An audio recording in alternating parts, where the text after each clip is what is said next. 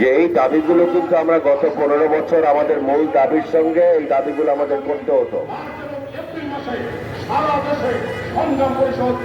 দীর্ঘদিন যাবৎ গত 15 বছরে আওয়ামী লুটেরাদের লুটপাটের কারণে, দুর্নীতির কারণে, দ্রব্যমূল্যের ঊর্ধ্বগতি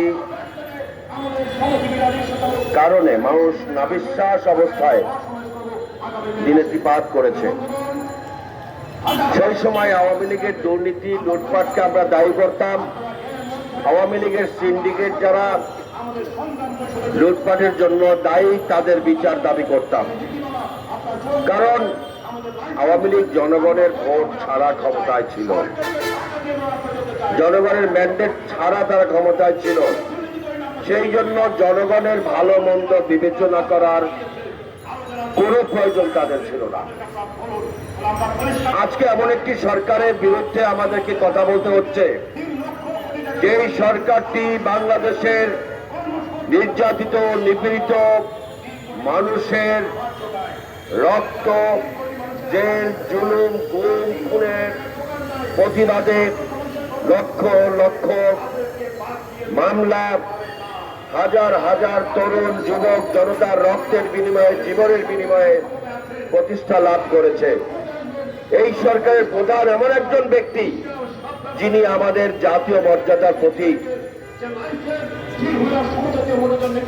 আমাদের রক্তের বিনিময়ে প্রতিষ্ঠিত সরকার ক্ষমতায় আসার পরে আমাদের ভারপ্রাপ্ত চেয়ারম্যান জনাব তারেক রহমান সাহেব বহুবার বলেছেন, এই সরকারকে ব্যর্থ হতে দেওয়া যাবে না, এই সরকারকে সফল হতে হবে।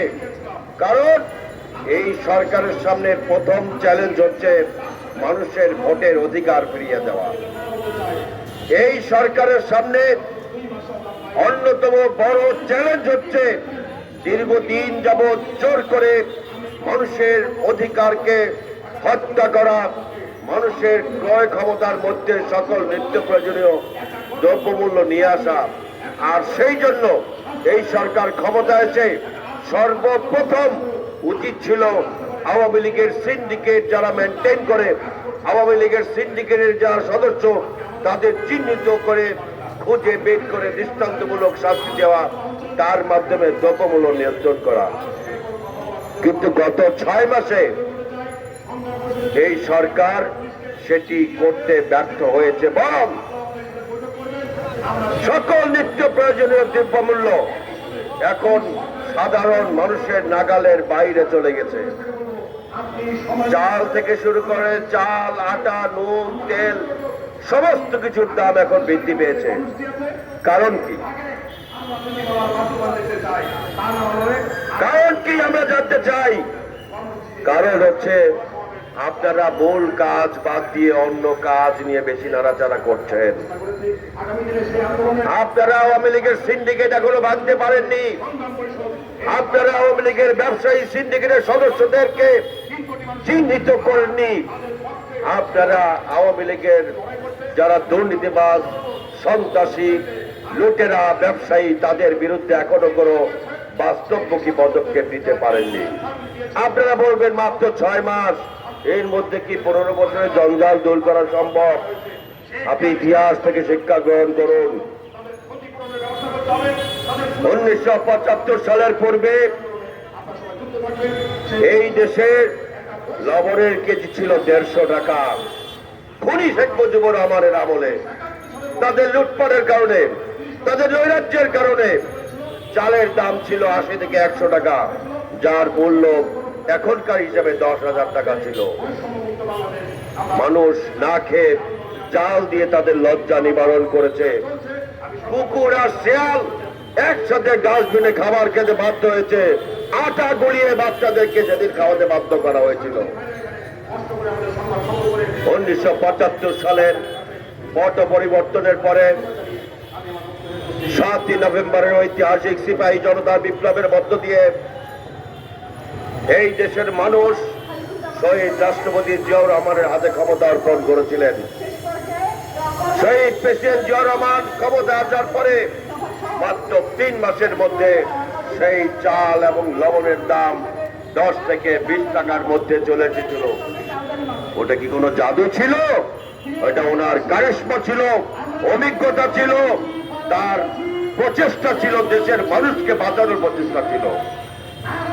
আর আজকে আপনারা দেশের মানুষ কিভাবে বাঁচবে সেদিকে খেয়াল না করে সংস্কার সংস্কার সংস্কার সংস্কার করে মানুষকে ভুলভাল বোঝানোর চেষ্টা করছেন।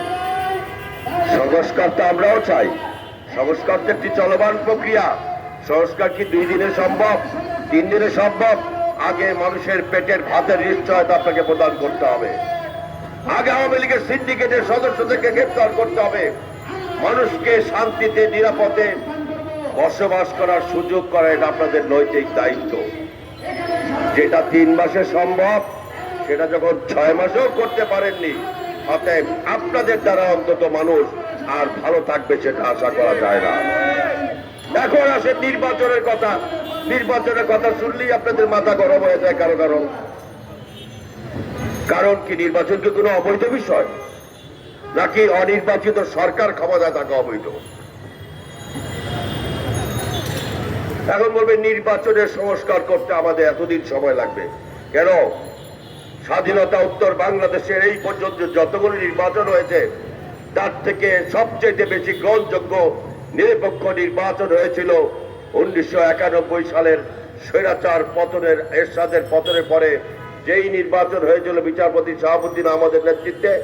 সেই নির্বাচন বাংলাদেশের সবচেয়ে গ্রহণযোগ্য নিরপেক্ষ নির্বাচন হয়েছিল।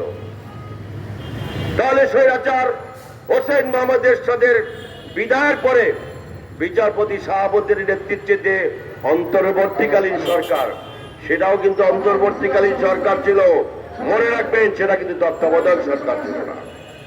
সেই অন্তর্বর্তীকালীন সরকার মাত্র 3 মাসের মধ্যে এমন একটি নির্বাচন যদি তারা করতে পারে, আপনারা 6 মাসের মধ্যেও সেটা কেন করতে পারবেন না? তাহলে জনগণের মধ্যে শঙ্কা তৈরি হওয়া স্বাভাবিক যে আপনারা অন্য কিছু চিন্তা ভাবনা করছেন, অন্য কিছু করতে চাচ্ছেন।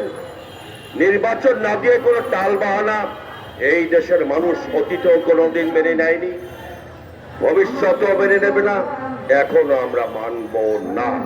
ঘুরিয়ে পেঁচিয়ে কথা বলে লাভ নাই।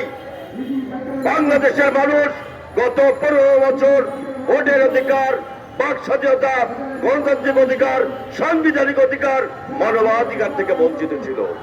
6 মাসে যেহেতু এর কোনো উন্নতি করতে পারেন নাই, অতএব আমরা ধরে নিতে পারি নির্বাচিত সরকার ছাড়া এই দেশের সাংবিধানিক অধিকার, গণতান্ত্রিক অধিকার, মানুষের মৌলিক অধিকার প্রতিষ্ঠা করা সম্ভব নয়। অতএব ডক্টর মোহাম্মদ ইউনূস সহ কিছু ভালো লোকজন আপনারা কিন্তু এই সরকারে রয়েছেন। ডক্টর মোহাম্মদ ইউনূসের কোন রকমের মান মর্যাদার হানি হলে সেটা আমাদের জন্য দুঃখজনক, আমাদের দেশের জন্য দুঃখজনক। অতএব ডক্টর মোহাম্মদ ইউনূসের এবং যারা আশেপাশে ভালো লোকজন আছেন তাদের সম্মান রক্ষা করার জন্যই বলছি, খুব দ্রুত গতিতে নির্বাচন সুষ্ঠু, গ্রহণযোগ্য, নিরপেক্ষ করার জন্য যতটুকু সংস্কার প্রয়োজন সেই সংস্কারগুলোর ব্যবস্থা করে আপনারা আপনাদের মর্যাদা নিয়ে চলে যাবেন। একটি নির্বাচিত সরকার, জনগণের সরকার প্রতিষ্ঠা লাভ করবে, তারা জনগণের পক্ষে কাজ করবে, তারা জনগণের অধিকার নিয়ে চিন্তা করবে, তারা জনগণকে কিভাবে নিত্য প্রয়োজনীয় দ্রব্যমূল্য নিশ্চিত করা যায়, তারা দ্রব্যমূল্যকে কিভাবে মানুষের ক্রয় ক্ষমতার মধ্যে নিয়ে আসা যায় সেই চিন্তা তারা করবে। বাংলাদেশ চালক দল তারা